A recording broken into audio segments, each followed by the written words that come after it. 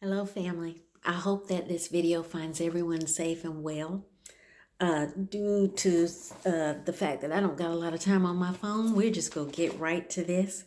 I wanted to talk to you tonight about the word help versus use. I think I mentioned to you a while back in one of my videos that one day I woke up and I was coming up out of my sleep and I heard in my spirit, "Clean out your mouths, for the Lord is coming soon." And I really believe that the words that we speak, we all know that there's power in words. The power of life and death is in the tongue. And so the words we speak have a lot to do with how we think and thus impact our behavior. And so as I thought about the word help versus use, ever since I can remember, I've heard believers talk about the Lord using me, and I hope the Lord uses me, and I just want the Lord to use me. And I think the song says, I want him to use me until he uses me up. And as I began to go on my journey with Papa, and as I began to just want to become more intimate and love him wholeheartedly with my whole heart, it really began to bother me, that word use. And I really began to start just seeing myself and identifying more and more just as his child. And I began to think to myself, this use just doesn't sound right. And when you think about it, the people that you love and that you're close to and that you're in relationship, do you use them? Do you use your husbands, wives? Husbands, do you use your wives? Parents, do you use your children? Do you use your friends? Do you use your family? Do you use your neighbors? Do you use the people that you come in contact with?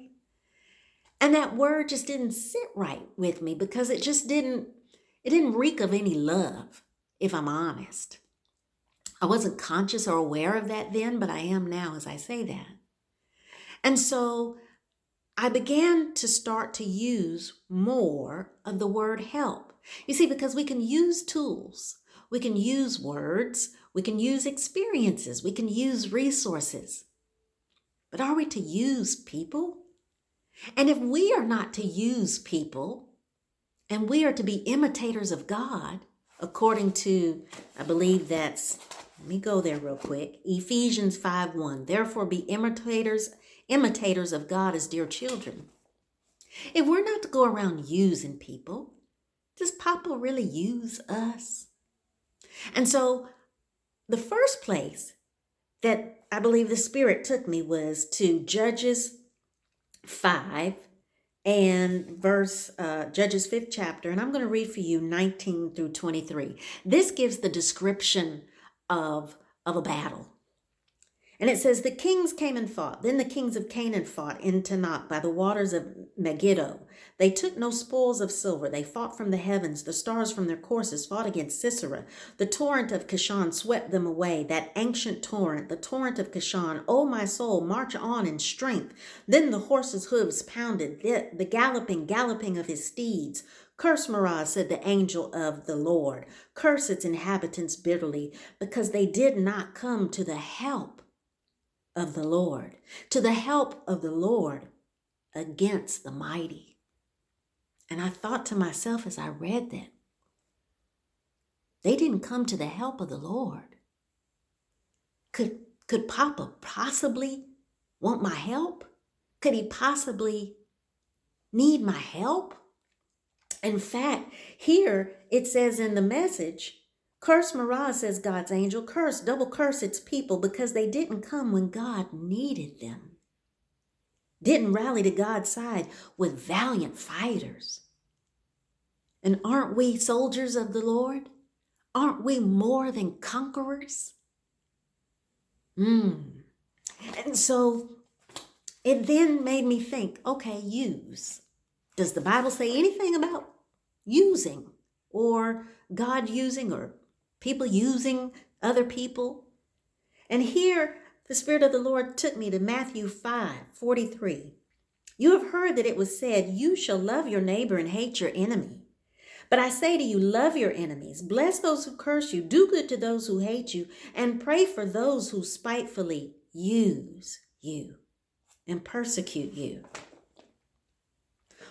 Well, the people who are doing the using are described in Matthew 5 as our enemies. So one day I began to start thinking with Papa, and I began to see myself as his child. Have you ever been that parent who has had the little ones want to come in the kitchen and they want to help you cook? They want to help you bake the cookies and help you bake the pie and help you bake the cakes. And I began to see that the Lord wanted me to help him. Now, I'll be honest, in many ways, as a child of God, especially in my immaturity, I have gone in the kitchen to help Papa and I've made a mess. And have you had your children sometimes come in the kitchen and they were trying to help you, but they made a mess? But you still lovingly let them help. And you just get in there and you just clean up the mess behind them or have them help you clean the mess. But at no point are you using them.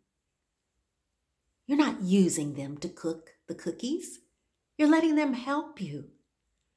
And so at that time, there's times I would get up in the morning and I would ask Papa, Papa, how can I help you today? I want to help you today, Papa. And let me tell you something.